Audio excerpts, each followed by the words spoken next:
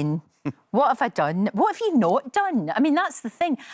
You know, I'm obviously very aware of your work, but see, when I read this, I couldn't believe the amount of things that you've lived about 3 lives already. Well, I've kept myself busy, but I always say, you know, I think artists are often quite indulged. People go, oh, if you say, oh, I can only write when I go to my gîte in northern France, or you know, I wait for the... I think, you know, it's not... I think if you write, you've got to be able to write and sit down and do it. Yeah. I've never put as many hours in as somebody who has a 9-to-5 job. Both my brothers and my sister, they worked... whatever you, I don't want to say normal jobs, ordinary, but yeah, not in. I'm self-employed, but I when I work hard, but I have a lot of time off. You know, I love to cook and drink and see my friends and have a lovely life as well. See, that's the thing. Youngest ever BBC sitcom writer. The Young Ones, which I mean, still stands up today. I mean, it's hilarious, and we can. I mean, you can still enjoy it if you haven't. Find it somewhere because, oh, this was groundbreaking. But you wrote that really quickly, a lot of the episodes, didn't you? Well, certainly the first episode, Demolition, was written in a night. I had the most wonderful night with Rick in a pub, and, you know, he'd had this basic idea, him and Elisa, his girlfriend, they had this idea together to do a sitcom based on the sort of 4 characters that were working the alternative comedy clubs at the time.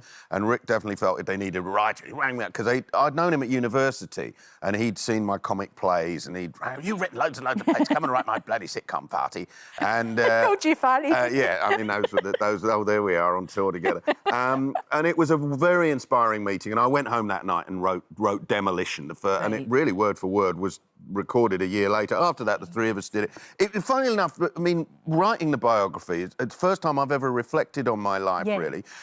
You know, I'm not really a reflective person. I've never been to analysis or anything like that. So this is really the first time. My wife said, she'd, blimey, you finally had a good hard look at yourself. And I mean, I'm not uncritical of myself. No, but not at all, and that's in the book it's too. quite a serious book in lots of fun anecdotes, but talking about how much the Young Ones meant to me and to a lot of people who watched it. Absolutely. But it was also a bittersweet thing, because it was kind of the peak of mine and Rick's kind of creative relationship, but it was also the point at which it began to shatter and it began to divide for a lot of reasons that I talk about in the book. I think if people are interested in how the Young Ones, the Blackadder, were made and things, I mean, a lot of people have had their say, mainly actors, but if you want to know what really happened, ask the writer. Exactly, because you know everything.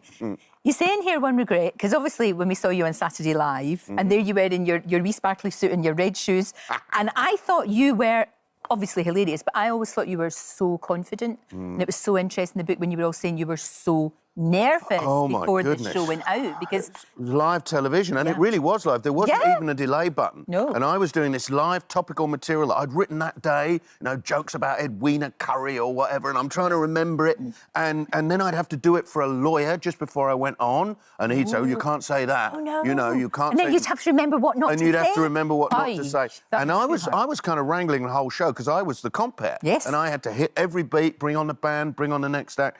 Yeah, it was a really nerve-wracking job, but obviously a very wonderful and exciting one. When you're young, I don't think I'd want to do it. No, and you have no fear in some ways. But you obviously, Mrs. Thatcher was, because, you know, that was back in the time where you could make jokes about politicians. They weren't making the jokes themselves. Ah, good point. But one thing was... Oh, there she is. Oh, blimey. Give her a plug. And apparently she's had affairs, but that's another story, allegedly. Out of the blue. Who would have saw that coming? After John Major and Edwina Curry, I didn't think there was anything more to be said about the Tories, but blimey. Yeah, but there is. But you didn't meet her. You could have met her, but no, that's another story in the book. And my friend Andrew Lloyd Webber, with whom I wrote 2 musicals, a dear friend, and... very mischievous fellow. Of course, he's a Tory. I mean, not socially. He was like, he defied the Tory whip on gay marriage and things, but fiscally he's a Tory. We don't agree politically, but we got to be such good friends working together on musicals. And he has a mischievous sense of humour, and he said one day, he said, I'm going to have to invite Thatcher around to dinner, and I'm going to invite you. You and Thatcher have dinner together. And do you know what? I said, honestly, Andrew, I don't want to do it. And I'll tell you why. I'll talk about it in the... Yeah, you do.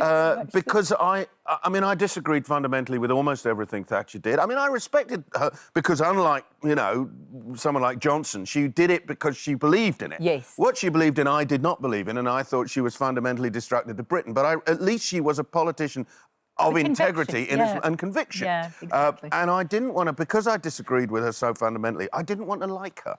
I knew I'd be polite, and I knew she'd be fascinating. She's at the centre of history. I mean, you know, it's unquestionably the most influential woman in Britain in the 20th century. I would say that's without question.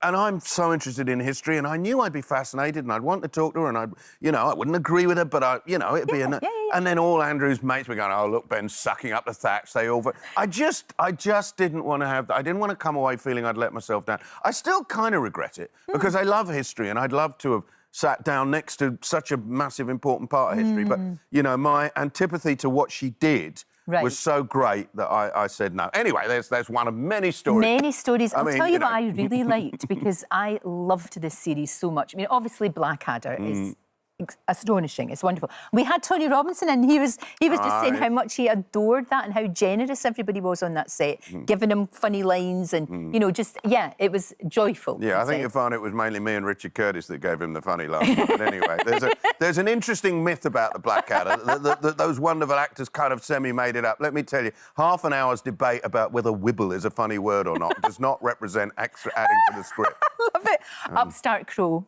My favourite thing. I loved it so much. Well, thank you for that. There it is there.